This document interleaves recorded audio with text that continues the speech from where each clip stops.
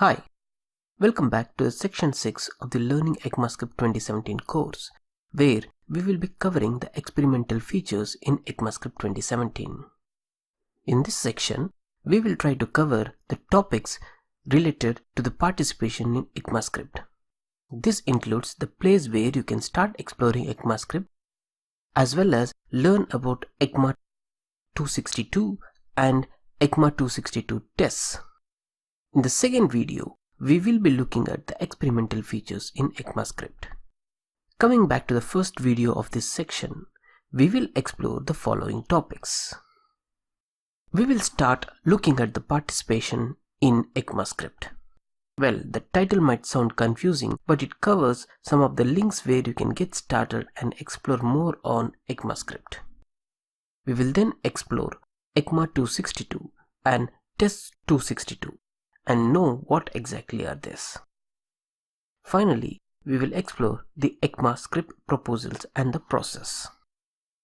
You can explore more on the ECMAScript by visiting the Tc39 homepage at github.com/tc39, which gives you the starting point to access and find everything you need to know about ECMAScript and the Tc39. This is the homepage for ECMA International Technical Committee 39, where you will find the necessary repositories of the ECMAScript. In the Repositories tab, you will find the pinned repositories, which includes the repositories for ECMA 262, proposals, Test 262, agendas, Tc39 notes, and ECMA 402. These are considered to be some of the important and most commonly used repositories, and hence has been pinned in the home page. You could also search the repositories by the type and by the language.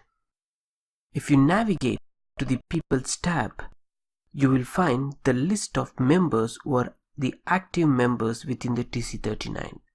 Currently, there are 103 repositories and 49 people involved in the Tc39 GitHub page. The next way to participate in the ECMAScript is via the mailing list, which you can access at esdiscuss.org. This is the ECMAScript discussion archives, where you can view the various topics and various notes that are related to the ECMAScript.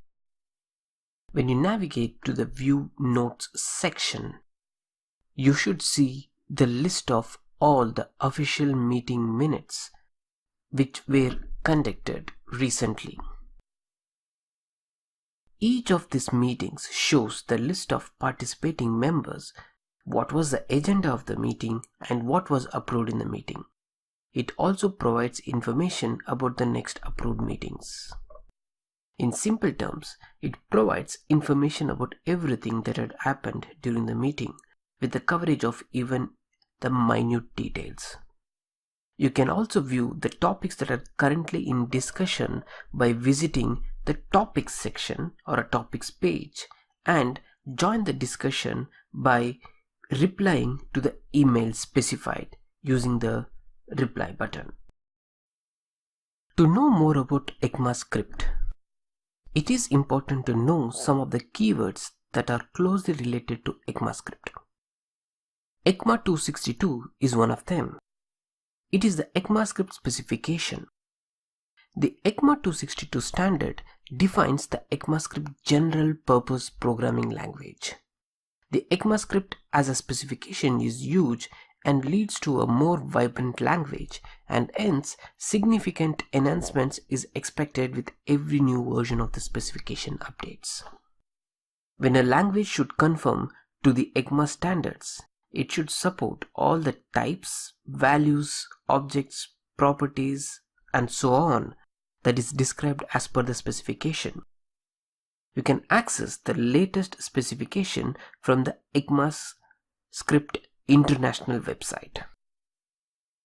The next topic that we will be looking at is the Test 262, which is the ECMAScript's official test suite, which validates the language conformance with plenty of tests.